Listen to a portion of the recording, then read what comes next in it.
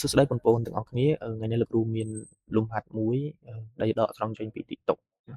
យកមកដោះស្រាយជូនហើយលំហាត់នេះដែរគឺខ្ញុំជូនទៅកាន់ប្អូនថ្នាក់ទី12ត្រៀមប្រឡងថ្ងៃ10សីហាខាងមុខនេះ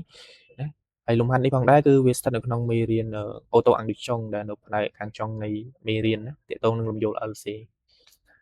អញ្ចឹងតើលំហាត់នេះគេដោះស្រាយបែបម៉េចអញ្ចឹងយើងចូលទៅកាន់ដំណោះស្រាយទាំងអស់គ្នាហើយនឹងអានប្រធានលំហាត់ទាំងអស់គ្នាណា អញ្ចឹងគេថាលំយោល CQLC មួយដែលផ្សំឡើងពី bobine មួយដែលមានអាំងឌីតង់ L ហើយមាន resistance របស់វាគឺអាចចូលបាន resistance របស់ bobine នឹងអាចចូលបានហើយកងដង starter មួយមាន capacity C ណាអូខេហ្នឹងអញ្ចឹងកាលណាគេនិយាយពីលំយោល LC វាមាន L ហើយនឹងវាមាន C ណាហើយ CQ លំយោលហ្នឹងគឺមានខួប T0 ស្មើនឹង2វិនាទីអញ្ចឹងនៅក្នុងប្រធានលំហាត់នេះ L ហើយនឹង C គេអត់ប្រាប់តម្លៃមកជាក់លាក់ទេគេប្រាប់មកជាអញ្ញត្តិហើយអ្វីដែលគេប្រាប់ហ្នឹងខួបរបស់វានៅពេលដែលវាមានតម្លៃ L ហើយនឹងតម្លៃ C ខួបផ្ទាល់របស់វាឬក៏ខួប T0 របស់វាគឺស្មើ2វិនាទីអញ្ចឹងយើងមើលសំណួរគេថាតើលំយោលនោះវាមានខួបស្មើនឹងប៉ុន្មាន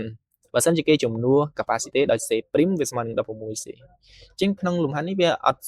ជាស្មុគស្មាញប៉ុន្មានទេវាកន្លឹះតែបន្តិចទេណានៅក្នុងការដោះស្រាយតែមុននឹងយើងចេះដោះស្រាយលំហាត់នេះលោកគ្រូសូមរំលឹកទៅកាន់រូបមន្តមួយចំនួនដែលវាតាក់ទងនៅក្នុងផ្នែកចុងក្រោយនៃមេរៀនអូតូអាំងឌីចុងណាតាមផ្នែកខាងក្រោយរបស់វាទី1គឺយើងត្រូវចេះរូបមន្តតាក់ទងខួបផ្ទាល់ណាខួបផ្ទាល់នៃលំយោល LC របស់យើងគឺមានរូបមន្ត T0 មកពីផៃឬ LC ហើយកាលណាវាមានខួបវាមាន free កង់ណា free កង់ free កង់ផ្ទាល់ណាអញ្ចឹងរូបមន្តគ្រឹះរបស់វា F0 ឬក៏ F ស្មើមួយលើ T អញ្ចឹងកាលណា T របស់យើងស្មើប៉ុណ្ណេះជំនួសចុះជំនួសឡើងទៅឃើញប៉ុណ្ណេះចានេះរូបមន្ត free កង់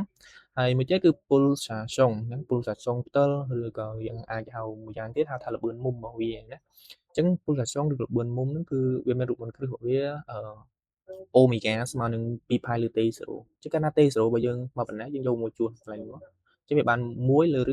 LC អញ្ចឹងរូបមន្តដែលយើងចង់ចាំនេះអាកតុយខាងក្រោយនេះណាអញ្ចឹងយើងយកវាមកអនុវត្តទៅលើលំហាត់របស់យើង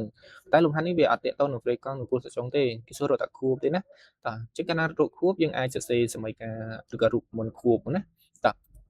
អញ្ចឹងយើងមើលដំណោះស្រាយទាំងអស់គ្នាគេថារកខួបនៃលំយោល T' អញ្ចឹងយើង T' នេះមិនអាចថាខួបនៃលំយោលថ្មីរបស់វាមកបើសិនជាគេចំនួន capacity C' របស់យើងគឺដោយ 16C អញ្ចឹងតើខួបវាស្មើប៉ុន្មានណា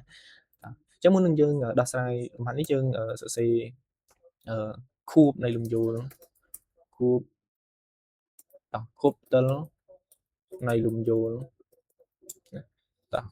យើងអាចតាំងដោយ T0 ស្មើប៉ុន្មាន T0 2ផាយឬ LC អញ្ចឹងយើងអាចសេមកបានហើយខួបនៃលំយោលខួបថ្មីនៃលំយោលគេតាំងដោយ T' អញ្ចឹងយើងសេរូបមន្តវាមួយទៀតមកណាអញ្ចឹងករណី T' តើរូបមន្តវាមិនអញ្ចឹងរូបមន្តវាអត់ខុសគ្នាខ្លាំងទេណាអញ្ចឹងព្រោះសុំដាក់ជា T' មកដើម្បីងាយស្រួលមើលមួយអូខេអ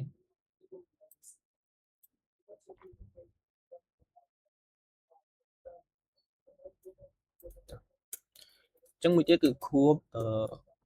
នៃលំយោលគូដាក់ថាលំយោលថ្មីអញ្ចឹងមកណាលំយោលថ្មីហ្នឹងគឺដល់សេឲ្យវាស្មើគ្នានេះស្អាតសេស្មើគ្នាស្អាត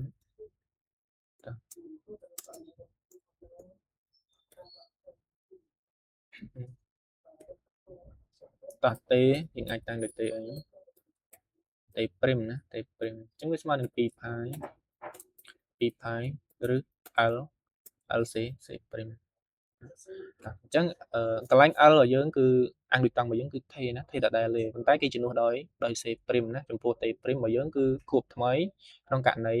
capacity របស់យើងគឺប្រែប្រួលដែលគេតាំងដោយ C' អញ្ចឹងយើងបញ្ជាក់បន្តិចមកដោយ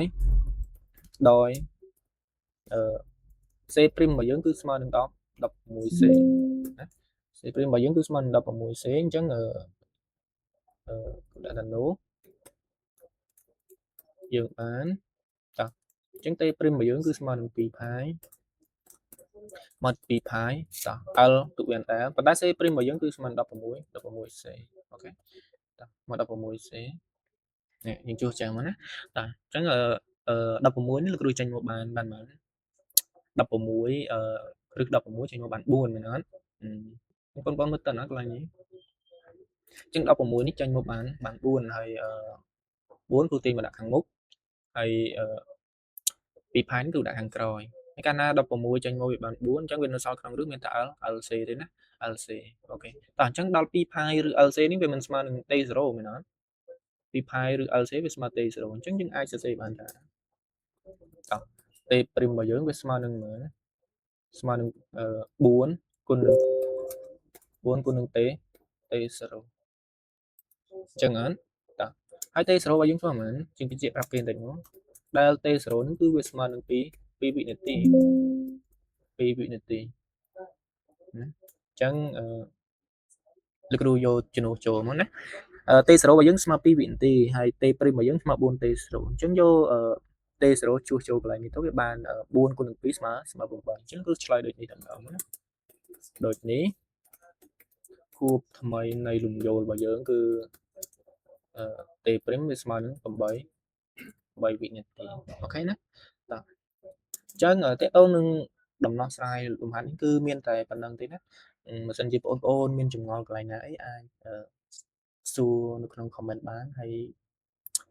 ជាពិសេសបងប្អូនដែលចូលចិត្តស្រាវជ្រាវលំហាត់ថ្មីអីគឺល្អណាស់លំហាត់នេះវាមិនមែនថាវាពិបាកណាស់ណាទេប៉ុន្តែបើសិនជាយើងមិនដឹងកលឹះពីក្នុងការដោះស្រាយលំហាត់នេះគឺយើងដោះស្រាយអត់ចេញទេអ្វីដែលសំខាន់គឺត្រូវចាំរូបមន្តណារូបមន្តខួប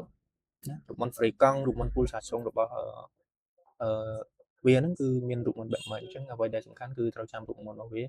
លំហាត់គឺដូចជាអត់សូវជាបញ្ហាទេប៉ុន្តែបញ្ហាត្រូវថាយើងត្រូវចងចាំទាក់ទងនឹងរូបមន្តមួយចំនួនក្នុងការដោះស្រាយហើយបាតុភូតរបស់វាក៏វាមិនមែនជាពិបាកណាស់ណាទេគ្រាន់តែគេជំនួសធម្មតាហ្នឹងអញ្ចឹងពីគ្រូទូគឺមានតែប៉ុណ្្នឹងទេសម្រាប់លំហាត់នេះគឺសូមជូនពរដល់បងប្អូនទទួលបានជោគជ័យនៅក្នុងការប្រឡងថ្ងៃខាងមុខណាបាទបាយបាយ